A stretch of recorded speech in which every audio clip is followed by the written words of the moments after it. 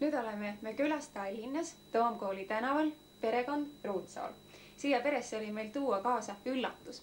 See üllatus on kaugelt Austraaliast, Melbourne'ist, Esto 88-lt. Ja üllatus on see esialgu meile veel kõigile, sest keegi üllatust näinud ei ole. See on videotervitus ja seda asumegi nüüd kõik koos vaatama.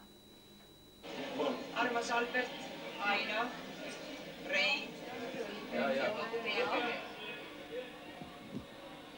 Meie oleme üle elanud kõige ainulaadsemad Estopäevad. Ainulaadsemad sellepärast, et meil on olnud isiklik kokkupuude nii paljude kodueestlastega. Me oleme praegu veel ärkamisaja veede mõju all ja see on saanud nagu Eesti päevade või Estopäevade teiseks vaatamispaiguliks. Me oleme väga tänulikud kõigile meie kodueestlastele, kellel oli võimalus siia tulla ja meiega koos kaasa elada nendele päevadele.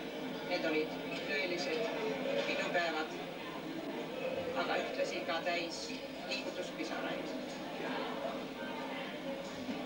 Ma ütlen omalt poolt teile tervitusi ja soovin teile kõige paremat järgmiseks aastaks ja järgnevateks aastateks.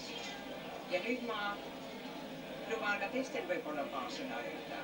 Kõigepealt minu tugevam pool Lembit.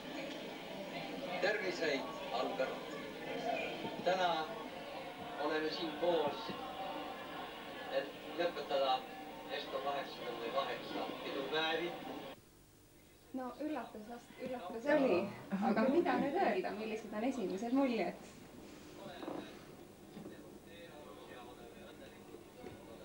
Ma hakkaksin siiski peale mitte perekondlikult, vaid Estopäevadest, mis sa arvad? Jah.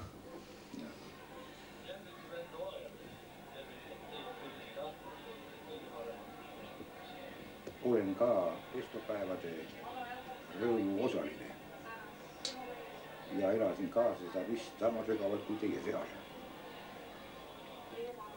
Nüüd oli mul võimalus kuulda, et Aino hääl on muutunud veel otsustavamaks, sest tal on pidanud elama 44 aasta sees olemasolu võitlust. Ja see on toonud pisut terast kunagise nii maheda hääl selle Ainole. Tahaksin soovida, Aino, sulle sama selgust, millega sa väljendad ennast ja hoiad vaos oma tundeelu, mis Ruutsoo puhul on ju ülemäärane vahel. Et see on mõjunud kindlasti hästi su perekonna kasvatusele. Mina ei ole suutnud nii hea end valitsev isa olla, kui sina oled kindlasti oma lastele oma ema. Rõõmustan väga sinu ja su laste üle ja eriti ka, et Eeva kirjutas jõuludeks nii toreda tervituse, et ta pidas seda, ei pidanud seda paljuks, pidas meid niisugul meeles.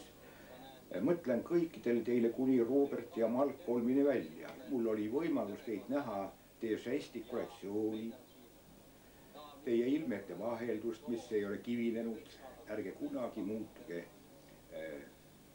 staatuateks üheks kujudeks, vaid jääge elavateks inimesteks, kellel on soe süda ja selge mõistus ja endine armastus meie mitmes mõttes palju kannatanud sünnima vastu, mille iga sammu vahel astun. Kas kunagi see õitseb kunagi nii, nagu me Aino Jumala kättes 41. aastal. Kas ta niisugusena peaks õitsema? Me loodame seda. Mu kõrval on mu poeg, kelle on kasvatanud üles mu ainulaadselt tubli Aino ja ta viib edasi kõrgemalt seda lippu, mida ma nii kõrgelt ei ole suutnud neist keerukais aastades hoida. Olgu teil head aastad ja päevad. Aitäh teile. Ja nüüd proua Ruutsoo, teie istute siin minu kõrval. Mida teie oskate veel nüüd öelda lõpetuseks? Mina tahaksin öelda, et geograafilised ja ajalised kaugused ei saa perekonda lahutada. Tervitan kõiki ja ootame väga igasuguseid suhteid. Aitäh teile. no viimased päevad on meil siin Eestimaal olnud kõigil meeled ärevil keeleseaduse pärast. Kuidas teie kommenteerite? No see keeleseadus on mõneti võib-olla nende ürituste jätk, millega me 1980-40 alustasime. Ja võib-olla ka esimene vili, sest et siiamaani on rohkem aetud juttu. Esimene saavutus, kuigi peaks ütlema, et kui ma seal saalis viibisin ja selle asi lõppes, siis kui võrrelda, ütleme selle aplausiga, mis anti suveräänsusdeklaratsioonile, oli see natukene arglik, ettevaatlik, veidi häbelik, püsti ei tõustud, mindi laiali, tundes, et midagi on tehtud, aga midagi on ka valesti. Ütleks, selle seaduse läbiminek on suur saavutus, vaatamata sellele, et ta ei ole see, mis ta peaks olema. Ta on esimene samm eesti keele positsioonide kindlustamisel. See on, vaadates 1908. aastast tagasi, selle pilguga täiesti uskumatu.